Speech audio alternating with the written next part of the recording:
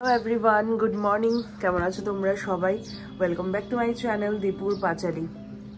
আমার চোখ দুটো তো না কি জানি কচ কচ কচ কচ কচ কচ করছে, আমি চোখ খুলে রাখতে পারছি না। বসলাম একটু রোদে, বাজে এখন সকাল 7:30। শরীরটা না একদম ভালো না, সত্যিই ভালো না। গলা শুনে বুঝতে পারছো তো আমি ঢোক গিলতে পারছি না, গলায় এত ব্যথা। কালকে ঘুম থেকে উঠেছি আমি 8টায়। উঠার পর থেকে 10টার থেকে আমার এত শরীর খারাপ লাগছিল, মানে গায়ে গায়ে একটু জ্বর জ্বর, মানে জ্বর আসবো মানে ভাবটা যেমন হয় না ঠিক তেমন। একদম ভাল লাগছে না, কিছু খেতে পাচ্ছি না, গলায় কেমন জানি লাগছে, জ্বর আসবে হয়তোবা। যাই হোক, ঘুম থেকে উঠে পড়লাম। সময় এখনো ঘুমাচ্ছে, আজকে শনিবার। একদম ভাল লাগছে না, কি করব বুঝতে পারছি না। না কাজ করতে ইচ্ছে করছে না অন্য কিছু। উঠে দেখি কি করা যায়। আজকে ওর অফিস আছে, শনিবার হলেও আজকে অফিস আছে। টিফিন বানাবো কিছু একটা, চলো। উফ, আর আমার শরীরটাও ভালো না তো, আমার হাঁটতে যেতেও ইচ্ছে করছে না। হাতে পায়ে ব্যথা, বুকে ব্যথা, মনটাও ভালো নেই জানো তো, একদম মনটাও ভালো নেই। ইচ্ছে করছে সবকিছু ছেড়ে না মানে চলে যাই কোথাও। একদম মনটা ভালো না। আমি না প্রচন্ড স্ট্রং পারসন, খুব মানে মেন্টালি স্ট্রং। ফিজিক্যালি স্ট্রং না হলেও আমি নিজে ভাবি যে আমি প্রচন্ড মেন্টালি স্ট্রং। সব কিছু ভুলে থাকার চেষ্টা করি। যখনই কোনো বিপদে পড়ি, যখনই কোনো কিছুতে কষ্ট হয়, কষ্ট আমার তখনই হয় যখন কোনো কাছের মানুষ আমাকে কষ্ট দেয়, ঠিক আছে? কষ্ট আমার তখনই হয়, আমার তখন ইচ্ছে করে আমি মানে অ্যাভয়েড করি। আমার যখন কষ্ট হয় না, আমি তখন কি করি জানো? আমি জানি এই রাস্তাটাতে গেলে আমি ব্যথা পাবো, আমি জাস্ট অ্যাভয়েড করে যাই। আমি ওই রাস্তাটাতে দিয়েই যাই না। আমি যখন মনে করি যে ওই মানুষটা আমাকে কষ্ট দিতে পারে, একবার আমি কষ্ট পেয়ে গেছি, দেন এটার থেকে ব্যাক অফ করো। আমি এমন টাইপের পারসন। এখন মানুষ বলতে পারে যে তুমি তো তাহলে তোমার প্রবলেমস থেকে দূরে ভাবো, একদম না। আমি চাই না আমার লাইফে এমন কোনো জিনিস থাকুক যেটা দিয়ে আমি বারবার কষ্ট পাই, তো আমি ইগনোর করা শুরু করি। এটা এখন আমার যে কেউ হোক।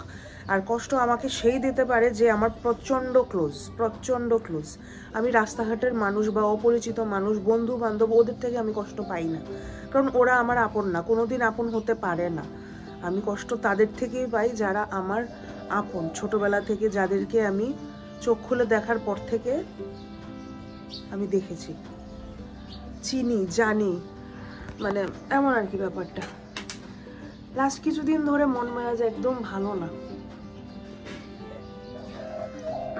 কষ্ট হচ্ছে, কি আর বলবো তোমাদের। চলো উঠে ব্রেকফাস্ট বানাবো, দেখি আজকে ব্রেকফাস্টে কি হয়। আমার ইচ্ছে করছে, আমি লাস্ট 2 দিন ধরে কিছু মটর ভিজিয়ে রেখেছিলাম। মন খারাপ, শরীর খারাপ করতে করতে আর হয়নি। আজকে শনিবার, দেখি আজকে মটরগুলো বের করেছি ফ্রিজ থেকে, সেদ্ধ করবো একটু, কি বানায় দেখা যাক। দেখো, মন মেজাজ কিছু ভালো না থাকলে কিচ্ছু করতে ইচ্ছা করে না। এমনও বহুদিন গেছে আমি ঘুম থেকে উঠেছি ফ্রেশ। আমি সারাদিন কি করব আমার একটা লিস্ট আমার মাথায় রেডি হয়। 2 সেকেন্ডের জন্য কিছু একটা ঘটে, আমার সারা দিনটা স্পয়েল হয়ে যায়, সারাটা দিন। এই জিনিসটা না কেউ বুঝে না। আমার যখন শরীর খারাপ হয়, মন খারাপ হয়, কেউ বুঝে না। সবাই ভাবে যে আমি প্রচন্ড স্ট্রং, তো হই হই করি, চিৎকার চেঁচামেচি করি, সবাই ভাবে আমি প্রচন্ড স্ট্রং। তো ওর সাথে না যা কিছু করা যায়, ওর গায়ে লাগে না, ওর কষ্ট হয় না। অন্যান্য মানুষরা এসব ভাবলে ঠিক আছে, অ্যাভয়েড করা যায়, বাট নিজেদের মানুষরা যদি এসব জিনিস ভাবে যে না ও মানুষটা তো স্ট্রং, তো ওই মানুষটাকে যেমনে নিচে নামায়া দিই, কষ্ট দিয়া দিই, মুখে যা আয়ে তা কইয়া দিই। একবারও ভাবতাম না যে মানুষটার খারাপ লাগে কি মানে কষ্ট হয়নি, কেউ ভাবে না এখনকার দিন। আমি না সব মানে অনেক কিছু হয় না লাইফে, সব কিছু শেয়ার করতে পারি না, হয় না শেয়ার করা, করতে পারবোও না। অনেক জিনিস আছে না খুব ব্যক্তিগত, খুবই ব্যক্তিগত, অনেক কিছুই ব্যক্তিগত। তোমরা বাকিটা ব্যক্তিগত ফিল্ম দেখেছো? দেখো একদিন, ঋত্বিক চক্রবর্তীর বাংলা সিনেমা বাকিটা ব্যক্তিগত, সারা সিনেমা দেখো। চলো রান্নাঘরে যাই এখন। প্রথম ভেবেছিলাম যে রান্নাঘরে গিয়ে রান্না করব, কিন্তু দেখছি শরীরের জড়তাটা একদমই ছাড়তে চাইছে না। তো ভাবলাম একটু ছাদে চলে যাই, ছাদে গিয়ে 20-25 মিনিট একটু এক্সারসাইজ করে আসি। জানি না মানে মন খারাপের জন্য এমন হচ্ছে নাকি সত্যি আমার শরীর খারাপ। জ্বর তো আছে শরীরের মধ্যে, সেটা তো বুঝতেই পারছি। অ্যাকচুয়ালি আমার কোনো সময় মন খারাপ হয় না, যখনই হয় তখন এত ডিপলি হয়, আর যাদের কারণে হয় ওরা আমার খুব ক্লোজ থাকে, সেজন্য আমি মানে প্রচণ্ড ভেঙে পড়ি। আর যতক্ষণ অবধি এটাও বুঝতে পারি যে যতক্ষণ অবধি মানুষ ভেঙে না পড়ে ততক্ষণ অবধি মানুষ না এত নিচের দিকে নামাতে থাকে মানুষকে, সেটা নিতে পারছি না আমি, সত্যি আমি নিতে পারছি না। আমার অনেক কাছের মানুষরা আমাকে এত পরিমাণে ভুল বুঝেছে, আমি না সত্যি নিতে পারছি না। মাঝে মাঝে ভাবছি যে অ্যাভয়েড করে যাব, পাত্তা দেব না, ইগনোর করব, কিন্তু কাছের মানুষ তো ইগনোর করতে পারছি না। সবসময় এক হলে ওদের কাছে গিয়ে নিজের অস্তিত্ব খুঁজে বেড়াচ্ছি, আর না হয় নিজের কাছে নিজের অস্তিত্ব খুঁজে বেড়াচ্ছি। বুঝতে পারছি না কি করলে মনটা শান্তি লাগবে। অনেকবার চেষ্টা করেছি যে কোনো ব্যাপার যখন কোনো প্রবলেম হয় জিনিসটা ক্লিয়ার করে নিতে, দেখতে পাচ্ছি যে সেটা ক্লিয়ারও হচ্ছে না। তাই কোনো দিন এমন সিচুয়েশনে পড়িনি তো বুঝতে পারছি না, মনটা খুব অশান্ত হয়ে আছে। সব থেকে খারাপ কথা যেটা, যে আমি কাউকে খুঁজেও পাচ্ছি না যে মনের কথাগুলো বলবো। বরকে আর কত বলবো, ও শুনছে, ও বুঝতে পারছে যে আমার মন খারাপ, বাট আমি কি ফিল করছি, আমার মানে কোথার থেকে কষ্টটা বেরোচ্ছে সেটা না আমি বুঝতে পারি যে ও বুঝতে পারছে না। হোক, ও যতটুকু আমাকে সাপোর্ট করার ও সবসময়ই করে, কিন্তু কিছু কিছু জিনিস আছে সে ওইখানে না কারোর সাপোর্টই তখন কাজ করে না। তখন মনে হয় যে একাই থাকি, অপেক্ষা করি কোনোদিন যদি সব কিছু ঠিক হয়। যাই হোক, কি আর বলবো।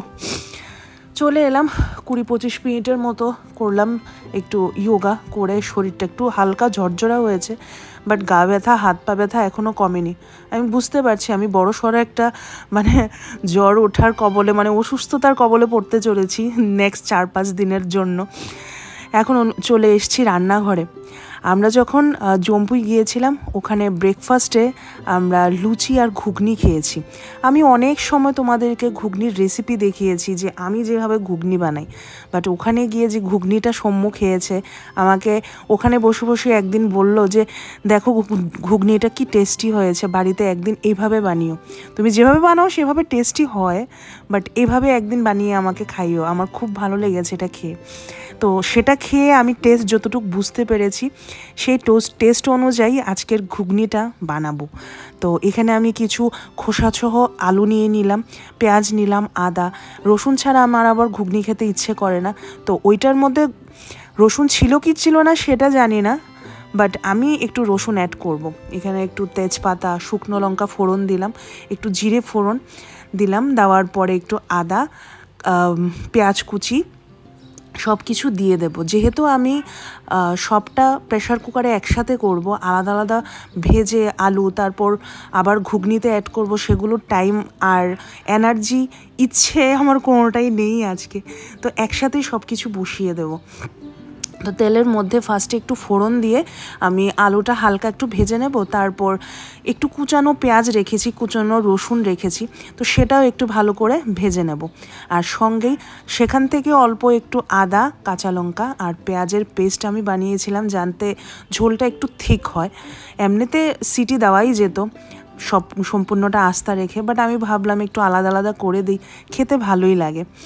তো এই মটরগুলি আমি 2 দিন আগে ভিজিয়েছিলাম, সেদ্ধ করা হয়নি, ফ্রিজে আমি জল ঝরিয়ে রেখে দিয়েছিলাম, করতে করতে আর করাই হয়নি। তো ভাবলাম আজকে করেই ফেলি। তো ওই দিনের ঘুগনিটা আজকে ট্রাই করব। সাথে না পরে একটু আমি হিঙের গুঁড়োও দিয়েছিলাম। তো হিঙের গুঁড়ো, নুন, হলুদের গুঁড়ো, সামান্য একটু জিরের গুঁড়ো, একদম অল্প মশলায় যতটুকু টেস্টি করা যায়। দেখবো আজকে কেমন টেস্টি হয়। সবসময় সৌম্য আমাকে বলে আমার রান্না নাকি দিন দিন অনেক ভালো হয়ে যাচ্ছে। তো আজকে শুধু নুন হলুদ দিয়ে সেদ্ধ করলে যদি টেস্টি হয় তাহলে আমি ভাববো যে না, এখন আমি রান্না ভালো পারি। তো এই যে আমি সম্পূর্ণটা কষিয়ে মোটামুটি 5-6টার মতন সিটি দিয়ে দিয়েছি। আর এই যে আমার ঘুগনি একদম রেডি। সত্যি বলছি খেতে এত ভালো হয়েছে। সিম্পল জিনিস কখনো কখনো এত টেস্টি হয়, বা মানে ভালো ভালো তন্দুরি বা এত 5 স্টার হোটেলের খাওয়ার থেকে অনেক ভালো। প্রথম আমি ভেবেছিলাম একটু লুচি বানিয়ে দেবো, সবার জন্য লুচি করব, কিন্তু ও বলছে লুচি খাবো না, আমাকে একটু পরোটা করে দাও। তো ঠিক আছে, ভালো কথা। ফ্রিজে সবসময় আমাদের একটু আটা মাখা থাকে, ললিতাদি করে রাখে সকালবেলা যদি একটু ব্রেকফাস্ট লাগে সেজন্য। তো এক্সট্রা একটু আটা ছিল, তো সেটা দিয়ে ভাবছি একটু পরোটা করে দেব। তো এটা খেয়ে গেছে ও সৌম্য অফিসে।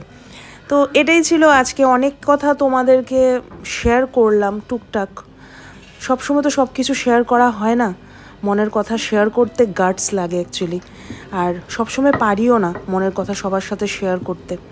আজকে সত্যি আমি নিজেকে নিজে না খুব একা আমার মনে হচ্ছে। আমি আজকে এই বাড়িতে আছি এতজন মানুষের মাঝখানে, সারাদিন ঘরের মধ্যে মানুষ চলাচল করে, কিন্তু নিজেকে এত একা লাগছে যা আমি আগে ভুবনেশ্বর বা গুয়াহাটিতে যখন থাকতাম, যখন সত্যি একা থাকতাম, তখনও এত একা লাগেনি। এখন আমার যত একা লাগে এখানে মানে আসার পর। তো এটাই হয়তো বা মানুষের লাইফের একটা পার্ট, একটা ফেজ। এসবের এক্সপিরিয়েন্সও মেবি নেওয়া দরকার। তো নিচ্ছি, দেখি কয়দিন চলে এইসব। আশা করি সব কিছু ঠিকঠাক হয়ে যাবে। খারাপ সময়ের পরে তো ভালো সময় তো আসেই, আর দেখা যাক কি হয়। তো চলো আজকের ব্লগটা এখানেই শেষ করছি। আজকে আর বেশি একটা লম্বা করলাম না ব্লগটা। আমি জানি না তোমাদের কাছে আমি কি শেয়ার করব, তাই একটু মনের কথাই তোমাদের কাছে শেয়ার করলাম। তো দেখা হচ্ছে আমার নেক্সট ব্লগে। Till then tata, bye bye, ভালো থেকো তোমরা সবাই। আর চলো নেক্সট ব্লগে দেখা হচ্ছে।